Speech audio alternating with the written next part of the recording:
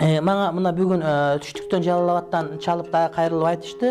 Көк бөрү боюнча, улак боюнча айтып койсоңуз, кээ бир Жалал Абад шаарындагы молдокелерибиз ошол улак болбойт, көк бөрү болбойт деп айтып атышат. Ал эмес мына ушундай бир маселени дейт да. Чындыгында, урматтуу бир туугандар, бул маселе боюнча этиет болуш керек. Кээ бир адамдар бар, мына кыргыздын нарт населин, каада салтын, мындай бир каада салтын, андан сырткары кыргыздын менталитетин билбестен, түшүнбөстөн туруп, анан кээде кымызды арам десе, кээде жылкынын этин арам деп, анан кээде ошентип келип биздин көк бөрүбүздү арам деп, анан кээде ысырык салганыбыздар айтор кыргыздын кылганын бардыгы эле арам деп айтып калат. Анан чындап изилдеп көрсөк, мына ошол кыргыздын каада салттарын толук түшүнбөгөн, кебетеси кыргыз болсо дагы насили кыргыз эмес, же болбосо башка бир тараптан ооп келип калгандардын айткан сөзү деп айтсак болот да. Чындыгында ошол салтты жакшы билген адам, динди жакшы билген адам ысырык салганды, аластагандын сүннөт экендигин билет. Ошондой эле биздин кымызыбыз арам эмес экендигин билет. Жылкынын этин дагы желетсе боло тургандыгын түшүнөт. Ошондой эле көк бөрүнүн шариятка туура келгендигин дагы билет да. Аллах Таала Кур'ани Каримде 5 жерде жылкы жөнүндө сөз айтат. Кообузган күлүктөр. Андан сырткары душманга кирип барганда душмандын сесин алып үрөйүн учурган аргымак аттар деген касам айтылып келген жерлер бар. Булардын бардыгы мына ушундай кообузган күлүктөр, бул куусаң жеткире турган, качсаң куткара турган, ошондой эле душманга барганда душманды сестентип, аларды качырып, алардын шайын алган аргымак аттарды, алгыр аттарды мактайт да. Бул аттар кайдан келип чыгат? Мына ошол көк бөрү, мына ошол улакка жараган аттар ошол душмандын гана сазайын берип, мына ошондой бир касиетке жарап бере турган болот. Атайын Фазлул Хайли, жылкынын фазилети деген китеп дагы бар. Бир канча китептер бар. Мен келатып китепканамдан издеп таппай калдым. Ошол китепти көрсөтүп көтөрүп бергени себеби мага кечерээк айтылып калды. Ошол көк бөрүн арам дегендин сөзү таптакыр туура эмес. Себеп дегенде алар айтышат, көк бөрү дегенде жанагы торпокту кыйнайсыңар дейт. Ал союлунган торпок. Ал торпокту шашлык кылып жесең деле кыйналбайт, манты кылып кессең деле кыйналбайт, аны бычак менен кескилеп, мясорубкага өткөзүп фарш кылып жиберсең деле кыйналбайт. Себеп дегенде ал адалдан союлунган торпок. Ошондуктан аны торпок тарткандан эч кандай жанагыдай торпок союлунган эркеч серке кыйналбайт тууганым.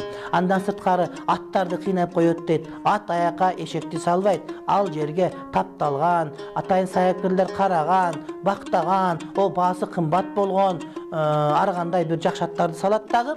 Анан ошол аттар көк бөрүгө жарап бере турган болот. Аттайын таптайт. Аны аттар кыйналат дейт. Аттар кыйналат себеп дегенде жихадка керек боло турган аттар ошол жихадка чейин даярданыш керек. Анан киргенде жихадта үркүп, өзүңү жыгытып качып кете турган атты эмне кылыш керек болот? Анан андай болсо анда аскерлер машыкпаш керек. Эмнеге биздин балдар аскерге барат? Ошол жерде машыгып, кечке чуркап жүрүшөт. Себеп дегенде ошолор кыйналсак дагы ата мекенди коргойлук дейт да. Анан жигитти жигит кылган, эркекти эркек кылган ошол көк бөрү оюну болот. Туура, албетте көк бөрүнүн шарттары бар. Арак ичпеш керек, деги эле бардык жерде арак ичпеш керек. Анан сөгүнбөш керек, деги эле бардык жерде сөгүнбөш керек. Уурлук кылбаш керек. Анан көк бөрүдө ойногондо кумар кылып койбош керек. Ал эми кыргыздын салтындагы көк бөрүнүн биринде дагы кумары болбойт. Той өткөргөн тарап же уюштурган тарап гана ага байге сайып берет. Ал эми аны шариятыбыз жок деп сыртка какпайт.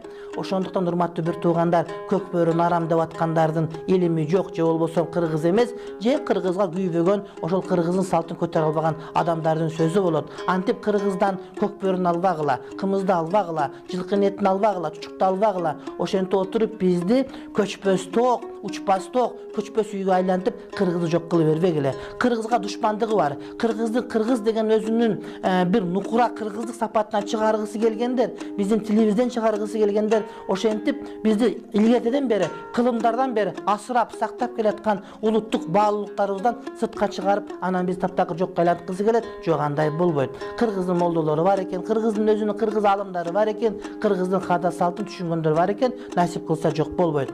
Бул боюнча атайын биздин аят гезитте макалабыз чыккан, кийин Мекен инфо гезитине чыккан, Facebook баракчабызда дагы бар. Ал эми жакында Дил Азык басма үйүнөн мына ушул китебибиз, макалалар жыйнагыбыз жакында китеп болуп чыгат, азыр даярдалып калды. Ошол убакытта ошол китепти алып барып уксаңар, далилдери бар. Жөн эле эмес, жөн эле эмес. Себеп дегенде пайгамбарыбыздын хадисинде айтылат, жылкыны балдарың арга сууга түшкөндө, же атканды, жылкы мингенди үйрөткүлө деген. Жылкы мингенди үйрөткөндө жанагы гүлүк аттардан нары бери бастырып эмес, балким ошол көкбөрүгө түшкөндө айтат. Ошондо жигиттин жигитчилиги сыналып турган мезгил болот. Андан сырткары пайгамбарыбыз осуятында айтылынат, жанкы адам, эркек адам өзүнүн аялын эркелетип, аялдын көңүлүн көтөргүсү келип, аялын өпкүлөп, ошол менен бир мындай бир көңүл ача турган болсо, ошол убактысы текке кетири деп айтылынбайт. Бул ибадат катары эсептелет. Себеп дегенде үй бүлөдөгү ынтымак керек. Көп эркектерибиз аялдарын эркелетпейт, аларга жакшы сөз айтышпайт.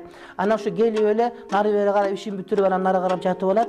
Ал мал ошондой болот. Адам андай болбош керек. Адам деген жылуу сөз жанер кетет, жылуу сөз жыланды ийинден чыгарат, жакшы белектер болуш керек, аны менен аңгемелешиш керек. Аял дагы адам. Ал сенден ошол кичинеге нерсеңе эле муктаж эмес, балким сенден адамча мамилеге муктаж. Демек шариятыбызда пайгамбарыбыз айтат, ошол өзүнүн аялын эркелетип, аны менен жакшы кептерди куруп, анын көңүлүн көтөрүп олтурган адамдын убактысы текке кеткен болуп эсептелбейт, балким ибадат болуп эсептелет. Ал эмес никесиндеги болгон аялы менен кошулгандын өзү дагы шариятта сооп деп эсептелинет. Андан сырткары өзүнүн атын, көкбөрүгө салган атын таптап, аны баптап, ага жем берип, анан ошону карап, таң ашырып, сууткан адамдар дагы, ошол атын тарбиялаган кылган саяпкерлерибиз дагы, чабандестерибиз дагы мына ошол кетирген убактысы текке кетпейт, балким намаз окугандай соопко ээ болот. Бирок бул деген сөз аялын эркелетип отуруп, же атын таптап отуруп намаздан калып калат деген сөз эмес. Намаз өз убагында окуш керек,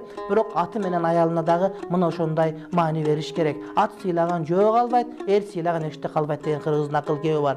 Ошондуктан анча мунча молдомун деп сакал коюп алып эле бир некени оюна карап айта бере турган болсо туура эмес. Ар бир айткан сөзүбүз далил менен болуш керек. Аллах Таала Кур'ан-ы Каримде касам ичип айткан учурда аларды эмне үчүн айтат? Эмне үчүн? Душмандын сүрүн кетирген аттар дейт. Анан душманды көргөндө үркүп өзүгө тебелеп качып аткан атты аны мясо комбинатка бергенден башка баркы калбай калат. Ошондуктан урматтуу бир туугандар, сөз сүйлөгөндө элибиздин мындай бир улуттук каада салтына, ошондой эле элибиздин туура бир жоруктарына мындай бир кеп тийгизбестен сүйлөш керек. Аны айта турган жерге барып айтыңыз, бирок кыргызга жарашпаган маселеңизди айтпаңыз деп айтаар элем.